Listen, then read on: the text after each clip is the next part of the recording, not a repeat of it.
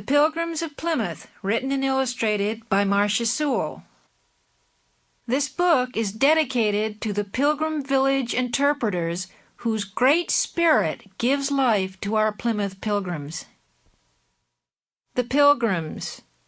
Governor Bradford calls us pilgrims. We are English, and England was our home. We left behind us much that we loved when we came to America, but our lives were ruled by King James, and for many years it seemed as though our very hearts were in prison in England. We believe it is the Bible only that can instruct us in the ways of the Lord. We have to worship freely. September 1620, our lives changed. We were 70 menfolk and womenfolk, 32 good children, a handful of cocks and hens and 2 dogs, gathered together on a dock in Plymouth, England, ready to set sail for America in a small ship called the Mayflower. It is true that among us were and are people who are not pilgrims, and we call them strangers, though the name displeases them some. They came to America not to form a godly community, but to gain wealth. Our trip was costly, but English merchants loaned us money, hoping to prosper in time by our successful settlement. After an abundance of prayers and tears, we made farewells at dockside and boarded our small ship.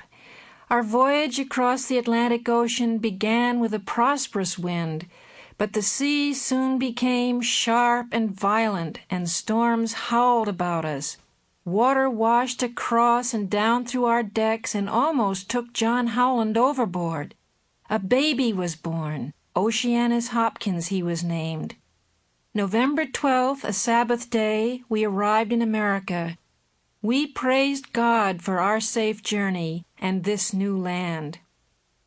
We intended to form our plantation someplace about Hudson's River in the territory of Northern Virginia, but we were off course and weary with our voyage. It is grateful we were to reach any land safely, and thus we came to New England, first landing on the point of Cape Cod. While still on board ship, in preparation for life in America, we agreed upon laws of behavior. The free men signed their names to this document, and we elected John Carver our governor. We took the shallop, our small sailing vessel, ashore to be repaired by the Mayflower's carpenter.